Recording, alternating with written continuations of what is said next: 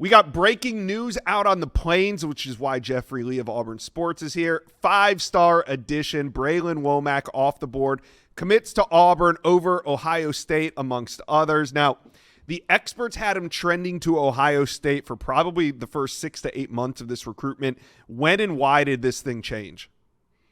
I think it was the official visit, Josh. I think it was, he even left that visit going, man, this was different. I've been on several, other visits, but this one was different. Now, Auburn probably had a hand up when it came to the other schools because he was so familiar with Auburn. I made the joke the other night, and I don't know how much of a joke it really was, but this kid had been to Auburn, at least Auburn's campus, more times than I have the past year. He was at almost every softball home game with his parents, watching his sister play, visiting with his sister every weekend. He knew that campus. He already knows that campus, inside and out. He took advantage of it when it wasn't the dead period to be able to meet with coaches, develop relationships. And not only did he develop relationships with the coaches, Josh, but you're talking about their families, the coaches' wives, the coaches' kids. It was just everybody. He knows the facility inside and out. He knows the coaches and their families. It was just truly a second home for him. Yeah, speaking of second homes, these Mississippi kids are really finding a home out on the plains.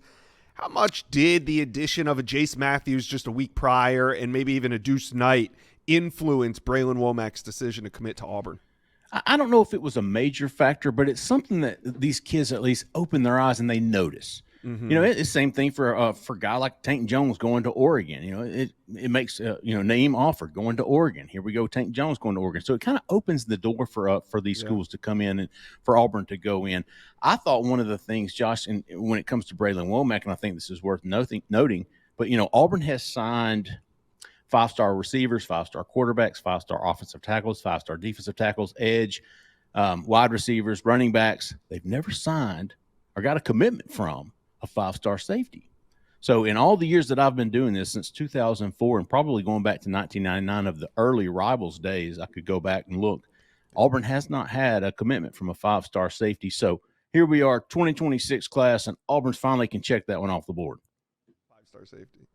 Yeah, it's pretty incredible run, and I'm on the Auburn Sports message board right now. They are in full celebration mode, but the mood wasn't always like this, Jeff. Heading into the summer, heck, even midsummer, late summer, Auburn fans were not feeling great about recruiting, but it's turned around a little bit. How has Auburn got it going in the right direction as we exit summer? Just persistence and knowing, picking their battles too. I think if you go back to June and July, you had big time players, Josh, coming in for official visits, and then 2 weeks later, Auburn couldn't even get a hat on the table. Yeah, you had guys making decisions weeks after their official visit to Auburn, and the Auburn hat wasn't even on the table. It was a very roller coaster like summer for Auburn fans, and they were looking for anything to blame on. Of course, Hugh Freeze being good at golf was an easy target.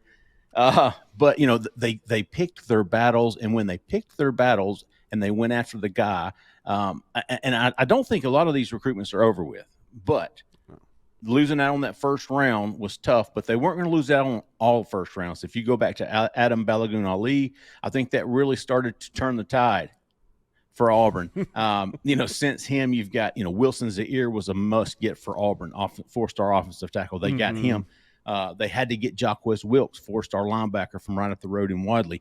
Got him. Had to get Jace Matthews because they're wide receiver. They may take one more, maybe, but they had to have Jace Matthews because everybody else said, we're going elsewhere. They had prioritized Jace Matthews, went and got him. That was a huge one.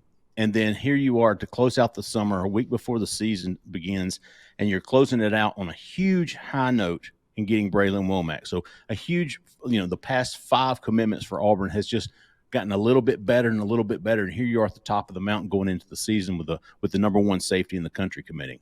Yeah, and now Auburn, like you said, heads into the season with a little bit of momentum, and if they can win some games, they're going to be able to make some waves on the recruiting trail. And as it stands now, tomorrow Darius Gray will come off the board. He's the final 5-star available. That'll be either South Carolina or LSU most likely.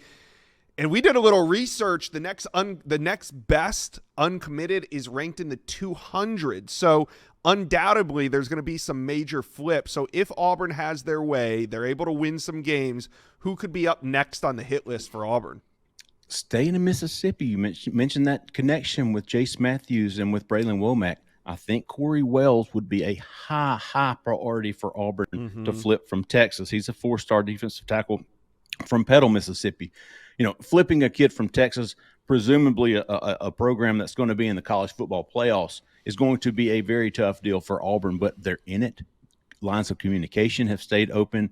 I think he is a very high priority for Auburn. They don't have a defensive tackle committed in this class.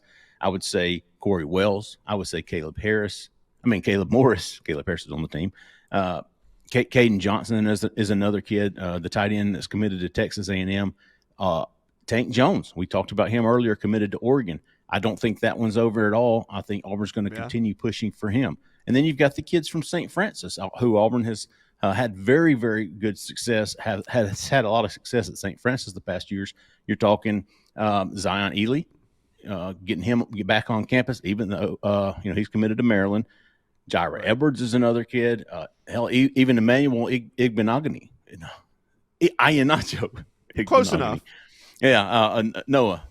He was a former Auburn star. But anyways, so there's a lot of guys that I think Auburn's still going to be pushing for to get flips from. But I would start with Corey Wells at number 1. Yeah. And Auburn fans, these are exciting times. Jump on board, hit subscribe. Also, get in the comment section. The Tigers are hot right now. You can't deny it. Who is your top flip target? Let us know.